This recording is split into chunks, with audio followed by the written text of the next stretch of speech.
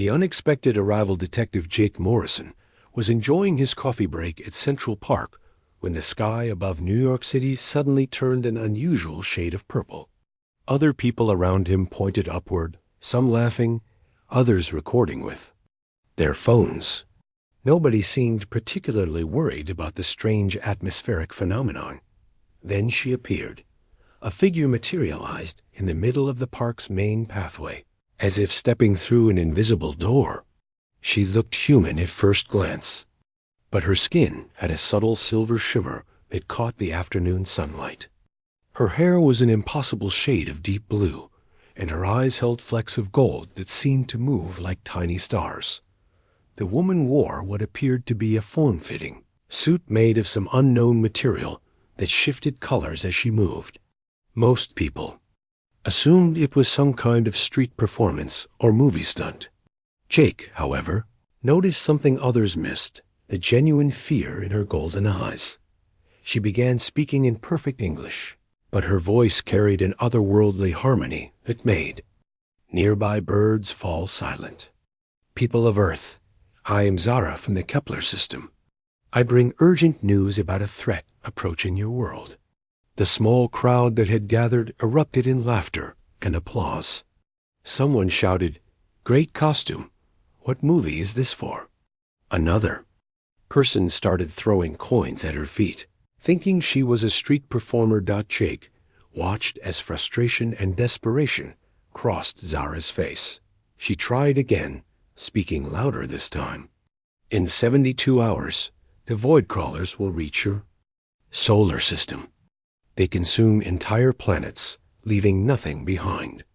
I have risked everything to warn you. More laughter. Someone took a selfie with her in the background. The crowd began to disperse, assuming the show was over. Jake felt something deep in his gut telling him this woman was telling the truth. He had spent 15 years as a detective, and his instincts about people were rarely wrong.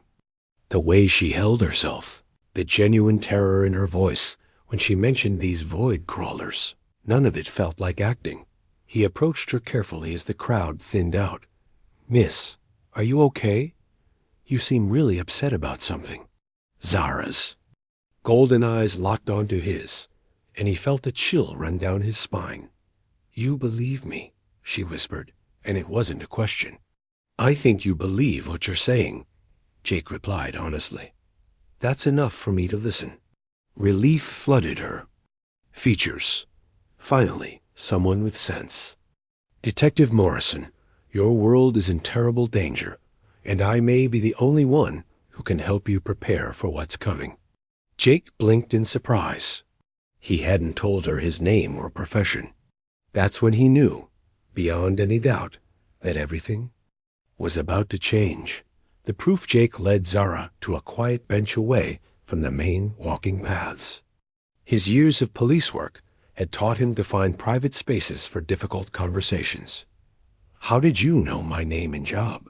he asked. Zara touched a small device on her wrist, and suddenly Jake could see translucent information floating in the air above it. His full name, badge number, home address, and recent case files appeared in glowing text that only he seemed able to see. "My people have been monitoring Earth for decades," she explained. "We've been watching, hoping your species would develop space defense technology before the void crawlers found you. Unfortunately, they've discovered your world sooner than we expected." Jake stared at the floating information, his detective mind racing through logical explanations. Advanced holography? Military technology? But the device on her wrist was barely larger than a watch, and the detail in the data was impossible to fake. "Prove it," he said simply. "Show me something that confirms you're really from another planet." Zara nodded, understanding his skepticism. She pressed another section of her device, and the air around them shimmered. Suddenly, Jake found himself looking at what appeared to be a view of Earth from space, but with differences he'd never seen in any NASA footage. Massive ships, dark and angular like metallic insects, were positioned beyond the moon. The image zoomed in, showing vessels that dwarfed the International Space Station. Their hulls seemed to absorb light, making them nearly invisible against the black of space. "These are Void Crawler Advanced Scouts," Zara explained, her voice tight with worry. "They've been studying your planet for 3 weeks, mapping population centers and resource deposits. The main fleet will arrive in less than 3 days." The holographic display shifted, showing the interior of one of the ships. Creatures that looked like a nightmarish fusion of insect and machine moved through corridors that pulsed with organic-looking technology. Jake's stomach turned as he watched them work with cold mechanical efficiency. "What do they want?" he asked, though he suspected he already knew the answer. "Everything," Zara replied grimly. "They strip planets of all useful materials, including biological matter. Your entire biosphere would be harvested and processed. Nothing would remain except a barren rock." Jake studied her face carefully, looking for any sign of deception. Her fear appeared genuine, and the technology she was displaying was far beyond anything he'd ever seen. "Why come to me? Why not go to the government, the military, or scientists?" Zara's expression turned sad. "I tried, Detective Morrison. I spent my first day on Earth attempting to contact your world leaders through official channels. I was dismissed as mentally unstable, arrested twice, and placed in psychiatric hold. Your authorities refused to listen." She showed him recordings of her previous attempts. Government officials laughing at her claims, security guards escorting her from buildings, doctors trying to administer sedatives. Each rejection seemed to break her spirit a little more. "I chose you because my research indicated you have both the authority to access important people and the intelligence to recognize truth when you see it," she continued. "Also, your psychological profile suggests you're more likely than most humans to accept extraordinary circumstances." Jake couldn't argue with that assessment. Throughout his career, he'd always been the detective willing to investigate the weird cases that others avoided. "Assuming I believe you completely, what exactly can one detective and one alien do against an invasion fleet?" Zara's golden eyes brightened with determination. "More than you might think. I didn't come here just to warn you. I came to help you fight back." The hidden weapon Jake led Zara to his apartment, figuring it was the safest place to continue their conversation without attracting attention. As they walked through his living room, Zara's eyes widened with curiosity at the completely ordinary human dwelling. "Your domestic architecture is quite interesting," she observed, running her fingers along his bookshelf. "These physical information storage devices, you call them books? You don't have books where you come from?" Jake asked, making coffee for both of them. "We store information differently," Zara replied, pulling out a volume about police procedures. "But I find the concept of preserving knowledge in permanent physical form rather elegant. It shows your species values learning and sharing wisdom." Jake set down 2 mugs and gestured for her to sit. "Speaking of sharing wisdom, you mentioned helping us fight back. What did you have in mind?" Zara's expression grew serious as she pulled out another device, this one larger than her wrist communicator. When activated, it projected a 3-dimensional map of the solar system, complete with the positions of the approaching Void Crawler fleet. "My people developed a weapon specifically designed to combat Void Crawler technology," she explained, manipulating the holographic display. "It's called a quantum disruptor. The problem is, it requires very specific components to function, and most of them need to be found on the target planet." "What kind of components?" Jake asked, leaning forward to study the projection. "Rare earth elements in precise combinations, plus something the Void Crawlers never expect, creative human thinking." Zara smiled slightly. "Your species has something. Mine lost long ago. You call it imagination." Jake frowned. "I'm not following. How is imagination a weapon component?" Zara touched the device again, and the display shifted to show the internal structure of a void crawler ship. Their technology is based entirely on logical, predictable patterns. They cannot comprehend or defend against truly creative solutions. That's why they've never encountered effective resistance before. She showed him recordings of previous planets that had fallen to the void crawlers. Each world had tried conventional military responses, more firepower, better armor, faster ships. All had failed because they fought the invasion using predictable strategies. The quantum disruptor doesn't just attack their ships, Zara continued. It attacks their ability to think collectively. But it needs to be programmed with genuinely unpredictable tactical approaches. That's where human creativity becomes essential. Jake was beginning to understand. You need someone who thinks outside the box. Someone used to solving impossible problems with limited resources. Exactly. Zara confirmed. In my observation of Earth, I've found that your law enforcement personnel, particularly detectives, excel at this kind of creative problem solving. You regularly catch criminals by thinking in ways they don't expect. Jake couldn't help but smile. You want me to help you design an unpredictable battle plan that will confuse alien invaders to death? In simplified terms, yes. Zara's golden eyes sparkled with hope. My people can provide the technical knowledge and resources. Your people can provide the creative tactics that the void crawlers cannot counter. She activated another function on her device, and suddenly Jake's apartment was filled with floating displays showing locations across the globe. The components we need are scattered across your planet. Some are in government research facilities, others in private collections, and a few in naturally occurring deposits. Jake studied the map, his detective mind already working through the logistics. This is going to require breaking into some very secure locations. We're talking about committing multiple felonies across international borders. To save your entire species, Zara reminded him gently. Jake looked at her earnest face, then back at the evidence she'd shown him. The floating displays, the impossible technology, the genuine terror in her voice when she spoke about the void crawlers. It all pointed to one inescapable conclusion. All right, he said finally. I'm in. But we're going to need help, and I know exactly who to call.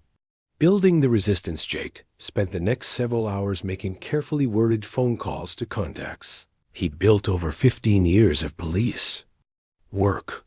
He couldn't tell them the truth outright, but he could identify people who might be willing to help with an urgent national security matter. That required discretion and specialized skills. His first call was to Lieutenant Patricia Wells, a military explosives expert who'd helped him with several terrorism cases. The second went to Dr. Vincent Torres, a physicist who consulted for the FBI on scientific crimes. The third was to Kat Ramirez, a reformed hacker who now worked as a cybersecurity consultant. You're assembling quite an interesting team, Zara observed as Jake finished his calls. Each person brings skills that complement the others. That's how you solve impossible cases, Jake replied. You find people who see problems from different angles, then combine their perspectives. One by one, his contacts arrived at the apartment. Jake had asked them to come alone and to trust him, promising explanations once everyone was present. As each person entered and saw Zara, their reactions ranged from confusion to suspicion to wonder. Lieutenant Wells, a tough woman in her 40s with graying hair and skeptical eyes, was the most direct. Jake, please tell me you haven't lost your mind, and this isn't some elaborate joke. Dr. Torres, a thin man with thick glasses and nervous energy, kept staring at Zara's shifting clothing. The material properties of that garment are impossible, according to current textile science. Kat, a young woman with bright purple hair and multiple piercings, was recording everything with hidden cameras embedded in her jewelry. This is either the best cosplay I've ever seen, or we're about to have the most interesting day of our lives. Jake gestured for everyone to sit down. What I'm about to tell you will sound completely insane. I need you to listen to everything before you decide whether to believe it or walk away.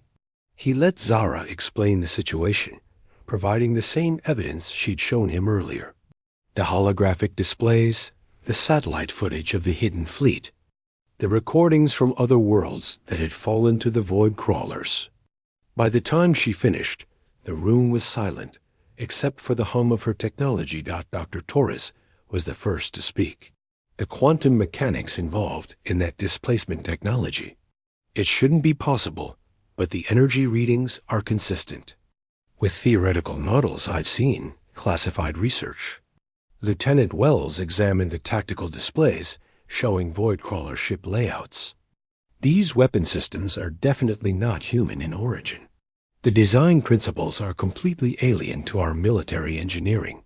Kat was running software analysis on the holographic projections. Whatever's generating these images isn't using any technology I can identify. The computational power required would need quantum processors that don't exist yet. Jake watched his team process the information, seeing the same progression he'd experienced earlier. Skepticism giving way to wonder, then to grim determination as the implications became clear. So, Lieutenant Wells said finally, we have roughly 60 hours to gather components scattered across the globe, build an alien weapon we don't understand, and somehow deploy it against a fleet of ships that could vaporize our entire planet. That's an accurate summary, Zara confirmed. Wells smiled grimly. I've had worse odds. What do you need us to do? Zara activated her device again, showing them a detailed breakdown of required components and their locations. Rare isotopes from a research facility in Geneva, crystalline matrices from a private collector in Tokyo, exotic metals from a mining operation in Siberia. This is going to require coordination across multiple time zones, Kat observed, studying the logistics. We'll need to hit several targets simultaneously to avoid alerting security networks. Dr. Torres was already calculating travel times and transport methods. The Geneva facility will be the most challenging. Their security is designed to prevent nuclear material theft. Leave that to me, Lieutenant Wells said with confidence. I know people who specialize in impossible extractions. Jake felt a surge of pride watching his team embrace the challenge. This was why he'd chosen them, not just for their skills, but for their willingness to do whatever was necessary to protect others. One more thing, Zara added quietly. Once we begin this operation, the void crawlers will detect our activities. They'll know Earth is preparing to resist, and they may accelerate their attack schedule. The room fell silent again as everyone absorbed this warning. They weren't just planning a heist, they were declaring war on an alien invasion force with technology centuries ahead of their own. Jake looked around at each of his teammates. Anyone want to back out? This is your last chance to walk away and pretend this conversation never happened. Nobody moved, nobody spoke. But the determination in their eyes told him everything he needed to know. They were all in. The last stand 24 hours later, Jake stood on the roof of the Chrysler building, watching Zara make final adjustments to the quantum disruptor.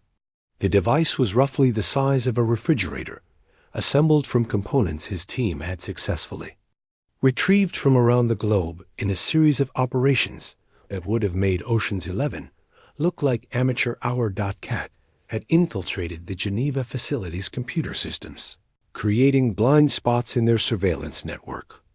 Dr. Torres had calculated the exact molecular structure needed for the exotic metal components. Lieutenant Wells had coordinated simultaneous extractions across 3 continents. And through it all, Jake had held the team together, making split-second decisions and improvising solutions when plans went wrong.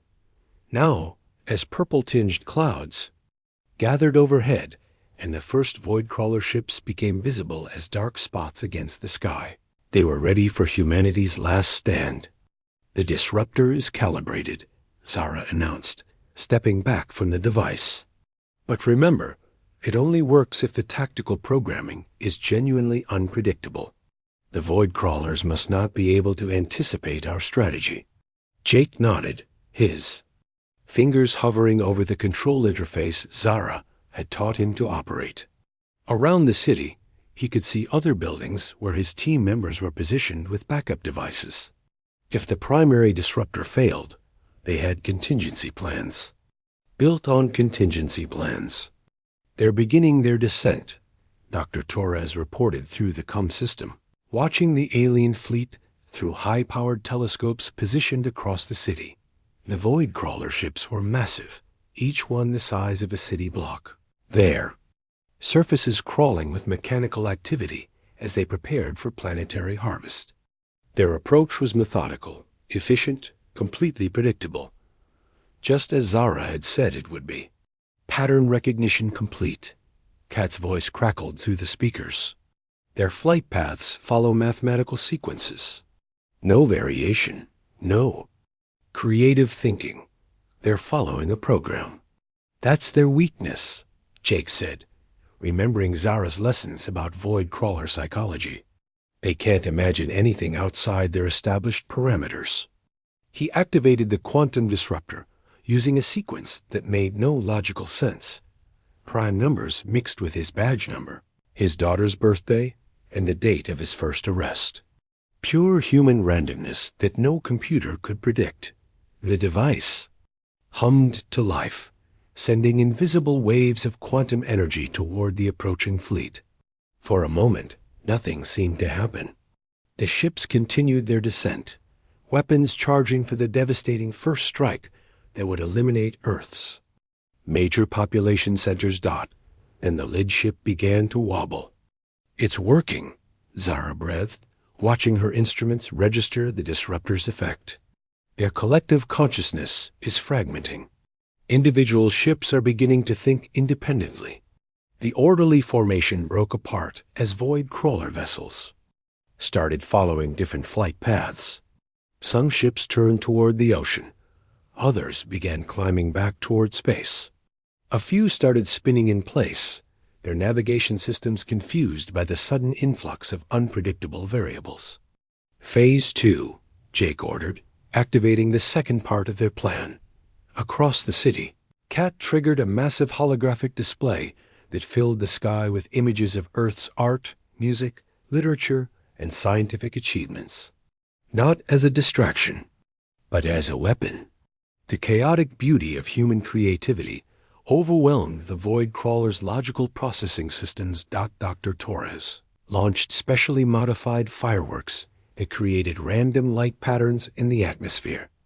Lieutenant Wells coordinated with military bases worldwide to transmit radio signals based on jazz improvisations and abstract poetry. Everything that made humanity unpredictable, creative, and beautifully illogical was thrown at the alien fleet. Like a tsunami of pure imagination, the effect was immediate and devastating. Void crawler ships began retreating, their pilots unable to process the sensory overload of genuinely creative thinking. Several vessels collided with each other as their navigation systems failed to account for the impossible variables in Earth's defense strategy. They're leaving, Zara said in amazement, watching the fleet turn away from Earth and accelerate toward deep space. In all recorded history, no planet has ever successfully repelled a void crawler invasion.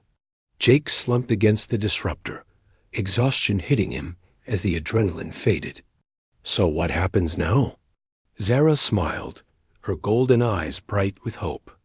Now, my people will want to establish formal contact with yours. A species that can defeat the void crawlers through pure creativity will be very welcome in the galactic community. As the alien fleet disappeared into the darkness between stars, Jake looked out over the city he'd helped save. People were emerging from buildings, pointing at the sky and celebrating the strange light show that had somehow driven away the mysterious ship's. They would never know how close they'd come to extinction, or how a detective's willingness to believe an impossible story had saved their entire world. But Jake knew. And as he shook hands with each member of his team, he realized that sometimes the most important investigations were the ones that never made it into the official reports. Earth was safe. Humanity had proven itself worthy of the stars. And somewhere, in the distance, an alien girl who traveled across the galaxy to warn them was finally able to smile. The universe had just gotten a lot more interesting.